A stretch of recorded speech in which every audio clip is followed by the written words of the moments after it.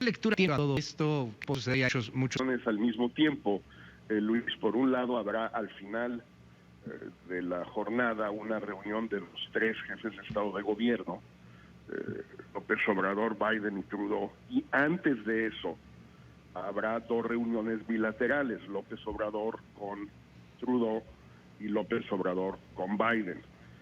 Yo creo que son más interesantes las dos bilaterales que la trilateral, que será más formal, más protocolaria, más de foto, de algunos lugares comunes sobre la competitividad de América del Norte, todos felicitándose por el tratado, etcétera, etcétera, pero poca sustancia, a menos de que sea en esa reunión donde Biden cumpla con la filtración que su gente hizo hace unos días a propósito de Cuba, y de que buscaba un pronunciamiento de los tres países o de los tres gobiernos sobre la situación en Cuba, de apoyo a las protestas y a la democracia en Cuba, y de crítica a la represión por parte del gobierno cubano de la protesta del 15 de noviembre. Pero serán, yo creo, las dos laterales las más importantes, Luis, donde haya discusiones dentro del tiempo que hay, es una hora cada una,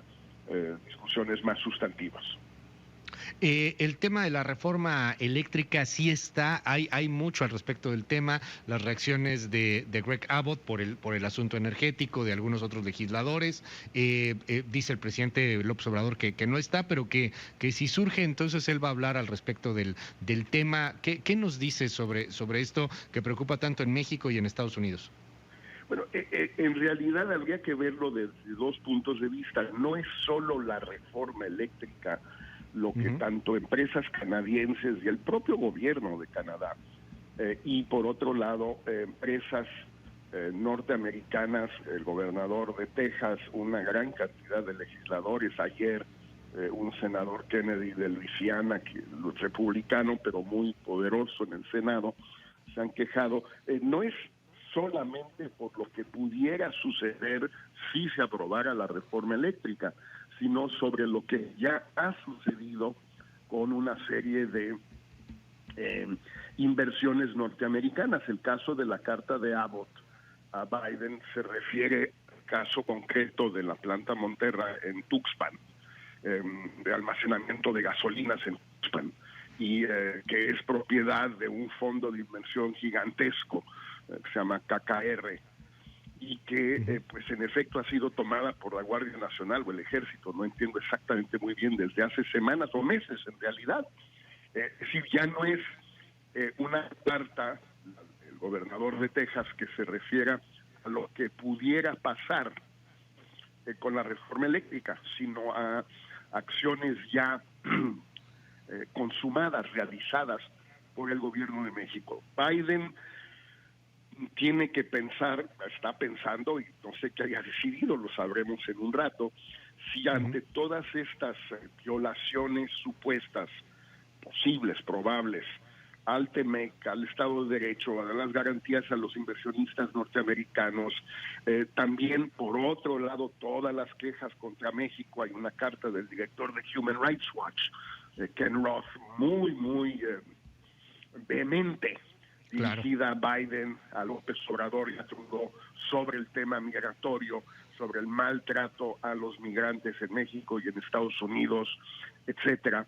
Biden va a tener que decidir si toca todos estos temas con López Obrador, cosa que no ha hecho hasta ahora, y se limita al tema migratorio, que es el que le importa a él, en cuyo caso López Obrador la va a librar muy bien, porque simplemente va a poder responder que estamos haciendo todo lo posible, vamos a hacer un poco más, no te preocupes, etcétera. O Biden decide que ya la presión de su izquierda y de su derecha en temas muy distintos, y sus propios intereses, el tema de Cuba, que tiene una importancia en la política interna de Estados Unidos por Florida, pues que ya no puede seguir haciéndose de la vista gorda con López Obrador. Es un poco la disyuntiva en la que se encuentra Biden.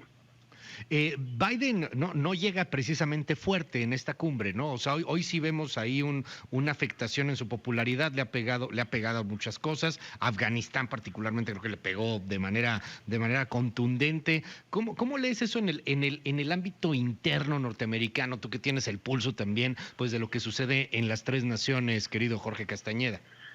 Mira, Luis, es muy fácil en México y en otros países pensar que el presidente de Estados Unidos se reúne con otros líderes Ujú. en función de lo que esos líderes le pueden aportar a sus, etcétera. La verdad que con la excepción del chino, a veces de Israel, a Ujú. veces pues de la canciller alemana, en esto todavía ahora, no tiene la menor importancia, va a pasar como un asunto muy menor esta cumbre. Nadie en la Claro. opinión pública en Estados Unidos le importa ni le interesa, ni el Ok. presidente de México ni el presidente de Canadá, no mueve la aguja las encuestas, y el presidente Biden no llega ni fuerte ni débil a esta reunión en función de sus índices de popularidad, ni va a actuar en función de eso, salvo en los temas internos. Ok. Migración, sí, eso sí le importa mucho, y le importa muchísimo que López Obrador siga haciendo el trabajo sucio. Es de la máxima importancia para Biden que López Obrador lo siga haciendo, eso sin duda. Y empieza a ser importante el tema de Cuba, insisto, por Florida. Lo demás Ok. es difícil de saber, pero esta idea de que López Obrador llega fuerte y Biden llega débil, pues me parece un poquito infantil. Totalmente. Dime algo también, Jorge, ¿con qué llegamos nosotros para la negociación? El tema de migración es importante. Llegamos fuertes, traemos algunas cartas más allá del asunto migratorio. Está el tema de seguridad. Se han dado muchas lecturas con la detención de la esposa del Mencho, ¿no? Hace apenas 48 horas, previo a la cumbre. ¿Qué lectura das en torno al tema de seguridad? Más que seguridad le llamaría yo narco o guerra contra el narco.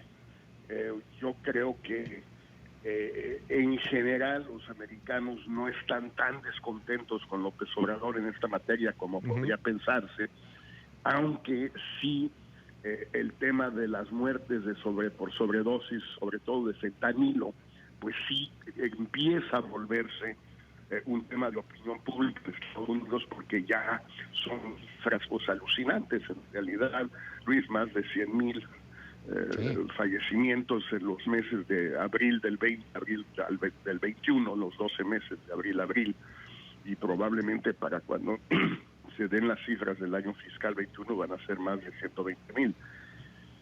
Eso sí, yo creo que es un tema para México, pero López Obrador yo creo que llega con mucha fuerza por el tema básicamente del tema migratorio. Mientras él esté de acuerdo, se siga Ujú. dispuesto a hacer el trabajo sucio de Estados Unidos en México, pateando, golpeando, violando, torturando, etcétera, deportando a los haitianos, cubanos, venezolanos, centroamericanos, ecuatorianos, etcétera, etcétera. Mientras siga Ujú. dispuesta a hacerlo, yo creo que tiene bastantes canicas con Biden para sus demás asuntos.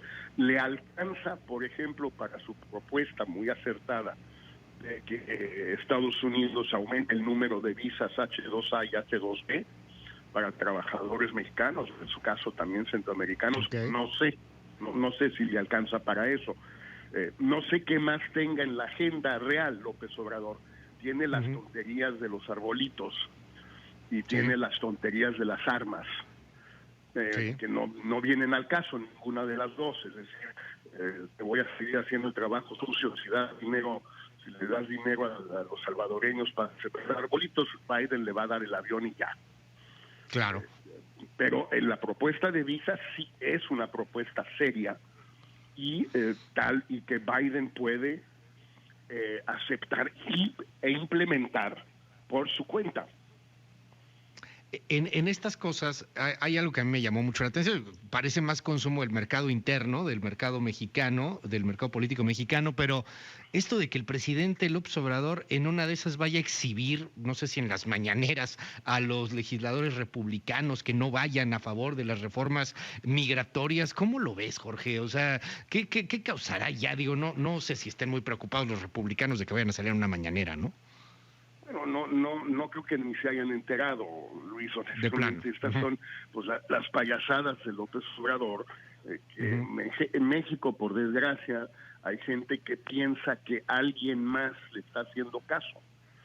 Pues, la verdad no creo que haya nadie en Estados Unidos que se haya enterado de eso, por lo menos lo poco que leo yo, veo y escucho de los medios norteamericanos, pues nadie ha hablado de eso. Lo que sí es un hecho, y es una muy vieja tesis que se remonta por lo menos a Luis Echeverría, estamos hablando ya de más de medio siglo, Sí. Es que hay una diáspora mexicana en Estados Unidos y que así como el Estado de Israel recurre a esa diáspora para que cabildee a su favor en el Congreso norteamericano, pues hay una diáspora mexicana y hay que hacer lo mismo.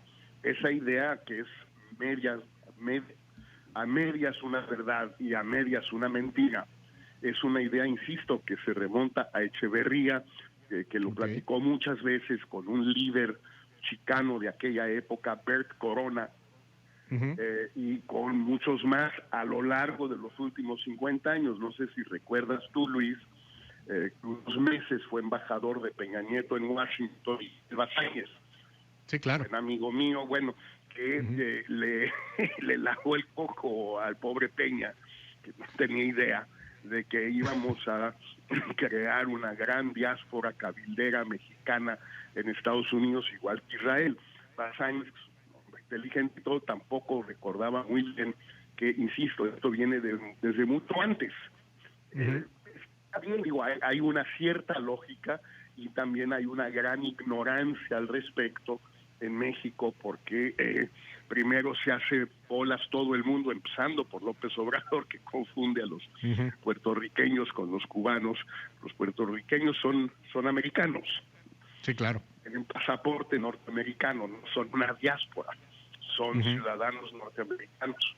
Pero bueno, se hacen todos bolas en estos mexicanos, es decir, la gente de origen mexicano, los 38 millones, pero que son ciudadanos norteamericanos, en muchos casos de 3, 4, 5 generaciones.